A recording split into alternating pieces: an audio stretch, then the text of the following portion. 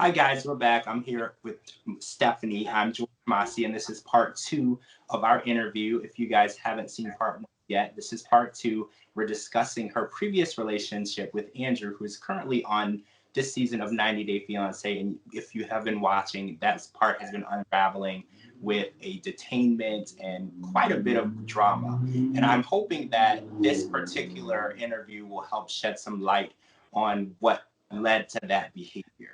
So we're going to jump back in and we're going to dig a little deeper into some of the relationship and behavior issues that Stephanie experienced during her relationship with Andrew.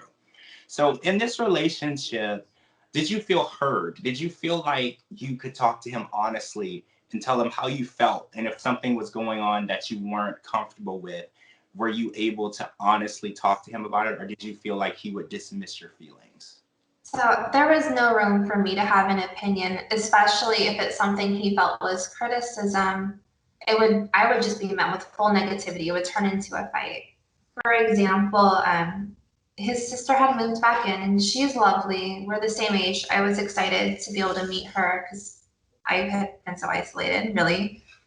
But he had this whole idea, I'm going to build her self-esteem. And he started using words to her like hot and sexy and just like really explicit terms. And I told him, I don't feel comfortable. I think that's very strange and it's crossing a line. I understand what you're trying to do, but this isn't the method.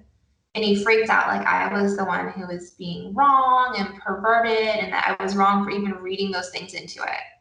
I wasn't trying to insinuate anything. It was just there's a way you speak to your family, and I just did not agree with his method, and that was a huge breakdown.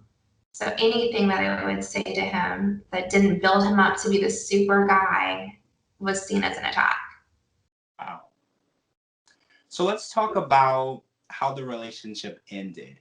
How did the relationship end, and what reasons were given, and who initiated it? It ended really suddenly. I wasn't expecting it. I remember it was at night and it was kind of a warm night and I was going to my car and I turned around, he said, "We need to break up. I'm just not attracted to you. Like you gained weight and there's no way around this." So I remember it was one of my first times I had an anxiety attack to the point where I kind of crumpled down into myself. And I remember like holding onto the sidewalk and just sobbing because it wrecked me. I had made my whole world about this man, and over 10 pounds, he was ready to end it and act like I was nothing. He went from love, love, love to cold. And I think the shock of that just made me feel like a fish out of water. It took all the air out of my room, out of everything. I couldn't breathe. And it really scared me. It was that sudden and that much of a switch. And then he just watched me cry. And then I remember I cried until I was out of tears. I got up and I drove myself home.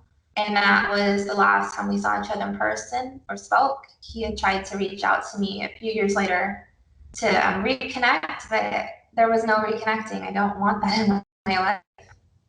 I didn't want to be friends. I didn't want anything with him. I do not blame you. So let's talk about the aftermath. What do you feel like you learned from this relationship with Andrew? Like from the beginning and who he was to the end, like what was the process of you learning and taking in new information about what happened? So what's so hard about that is initially I didn't learn anything. I just internalized it and I rationalized, well, this is my fault. I must have been wrong. I must have said this wrong. I am learning how to be social. I don't know what the rules are. I have no perspective. He's older. He's probably right. And then later, I started thinking, well, maybe he was still growing up. And then seeing the show come on, he's acting the same way. It was kind of healing because it affirmed I was not wrong with what I saw.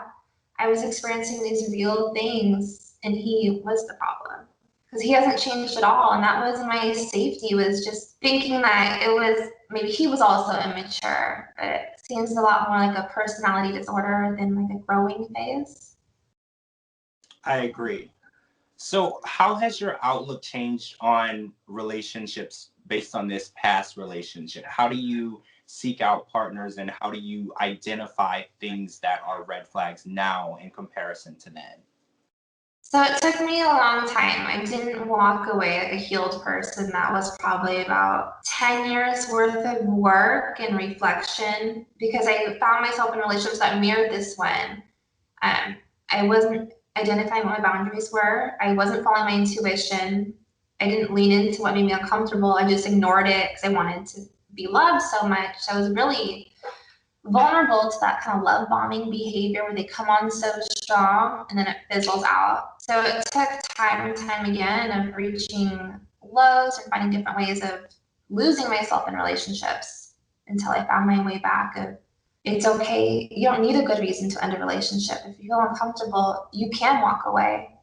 And it's an ongoing thing of to always know what your boundaries are and feel things out. That was a lot of learning for me, and I don't think I'm done. I think that's something I'll do my whole life is assess my role in relationships. And another thing I had learned was a receptive partner, an ideal person, was going to look for their behaviors too. They're going to be willing to be wrong, which is something he never was. He always had to be the hero. He always had to be the guy. And they look for ways to change the roles and do more for you, or it's like a two-way communication basically. So those things that I look for now is to be able to have those conversations and being equal. The power dynamic, he really exploited. He made me feel embarrassed about my family. He would say things like, oh, your family are just salt of the earth people, which didn't make sense to me because we all, our families lived within 3 miles of each other. It's like we're not from different social dynamics, and why are you trying to create this hierarchy? Like we live in the same neighborhood. It was really weird. He saw me as so much lower than himself for no good reason, and I believed it for a long time. I'm so sorry. That sounds terrible to feel that way. And Yeah. so I want to ask this last question. If you could say one thing to someone who's in a similar relationship, example, Amira is in a similar relationship, same guy, that it's some sort of advice or something that you would say to someone in a vulnerable situation that you wish that someone would have said to you when you were entering this relationship, what do you think that advice would be? I would let them know to don't let people dissuade you from your intuition. That's your most powerful tool. You're built to survive based on your instincts. And if you have a partner who's trying to override the way you think and the way you feel, that's not someone who's here for your best interest. The world has changed a lot in the past 10 years. We're more connected than ever. I found a lot of healing and support through Reddit. I love Reddit. I use the Love After Lockup and that's where I initially started sharing my story. And people started coming forward with their own Andrews. So now he's a type of man that we've all experienced and feel very embarrassed over. And there's a whole community of people out there online. Even if you feel isolated, use the technology to find your group, find your support. It's there. I love that advice. And I feel like you coming forward and sharing your story is going to have the impact of a lot of women not having to have the Andrew story. They're not going to have that past relationship that had such an emotional impact on them. And with that said, I want to thank you so much for taking the time to speak to us. I know that living through that was enough, but going back and rehashing it and talking about it is very emotional. And I want to applaud your bravery and encourage you to continue to live and be happy. And I wish you nothing but the best. I'm very happy that this relationship is over for you. And I'm just really excited that you were able to tell your story and maybe help another young lady who could be in the same type of situation and doesn't know what to do. So thank you so much for that. Thank you so much. All right, guys, that's it for part two. Thank you so much for joining us. I'm George Massey, and again, I want to thank my very special guest, Stephanie, for coming here and sharing her personal, emotional story with us. And I will have my socials at the bottom. If you have anything you want to talk about or comment on it, let me know. You know, I'm always there to talk. And thank you so much, guys, and I'll see you very soon.